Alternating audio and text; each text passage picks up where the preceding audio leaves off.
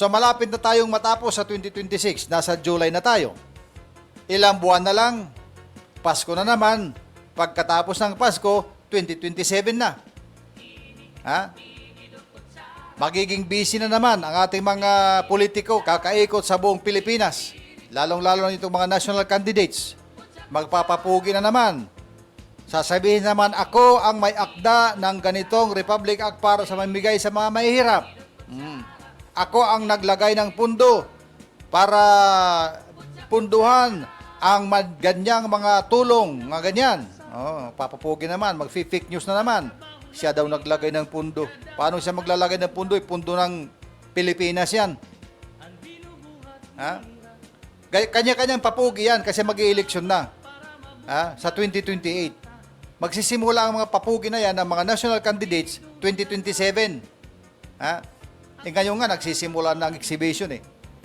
Pero visually, sa 2027, magsisimula yan, iikot yan sa iba't ibang bahagi ng bansa. Ganon ang magsasabihin, tandaan ninyo sinasabi ko, ganon ang gagawin nila. Memoryado ko na yan, matandaan ako sa mundo. Maraming eleksyon ang dinaanan ko, yan lagi ang nagiging routine ng mga politiko. Kanya-kanyang claim yan, na sila ang may akda nito, sila ang nagkakuha nito. Well, of course, alam ko na yan. Para mainggan yung tao na muli silang iboto. Pero dapat, itong mga politika na ito, ngayon pa lang, ay gumawa ng magandang sistema. Magtulak sila ng magandang sistema. Maraming tayong mga online na ngayon na application na pwedeng gamitin na ganyan. Kung nakapag-apply tayo ng passport via online, ng lisensya, ng clearance, ng NBI, na kung ano-ano mga online, pati pangungutang online, pati pag-submit ng dokumento online, bakit hindi natin magawa dito sa pamimigay ng ayuda? Ha? Bakit hindi magawa ng pamimigay ng ayuda?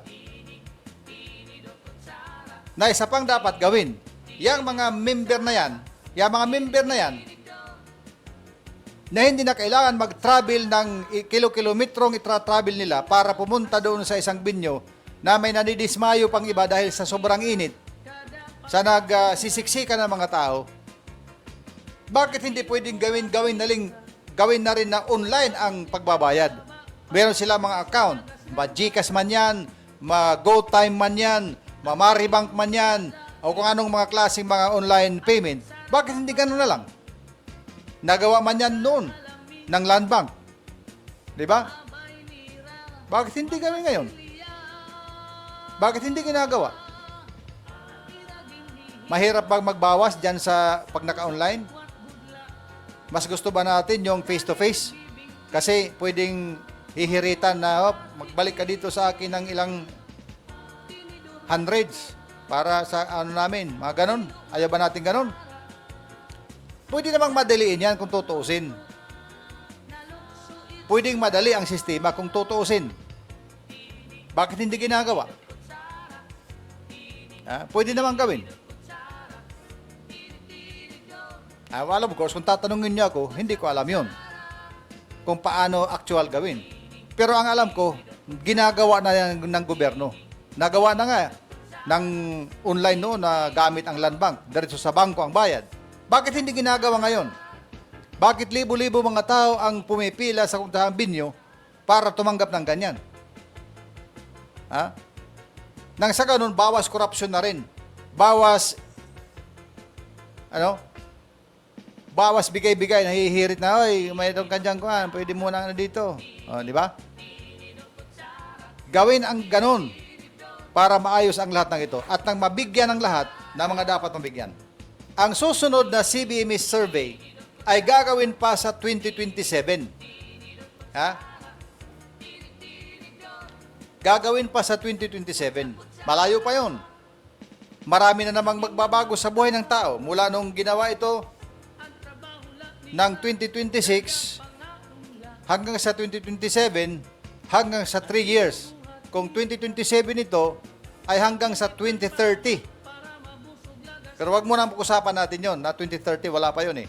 Magsisimula pa lang sa 2027 ang panibagong survey ng CBMS. Again, dapat gawin ng masinsinan ang survey na yan. At nang lumitaw talaga ang totoong data na mula mismo sa mga tao, wag madalian. na parang kakalabitin mo lang yung kapitbahay mo dyan tapos alis ka na. Ha? Inuupuan dapat yan.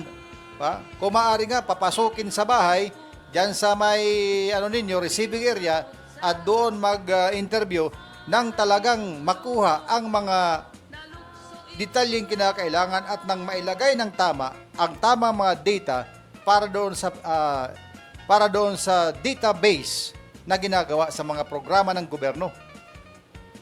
Yun kasi ang basis, kaya mahalaga yun. Ha? Ang isang mahalaga, ma-eliminate natin ang pagpolitika sa ayudang ito. Na hindi na lang lagi sila na lang lagi ang bibigyan, sila na lang sila. Dapat lahat na mabigyan. Naintindihan ko na layunin ng gobyerno na tulungan hanggang sa makakaya ang lahat ng mga Pilipino, lahat ng mga kababayan natin na naghihirap. Ngunit, ang layunin na yan ay dapat lakipan ng magandang sistema upang walang maiiwan na nagugutom o naghihirap gaya ng gustong tumbukin ng ating gobyerno. At yan ang ating makaradol na balita. Talagang makaradol ang balita na yan.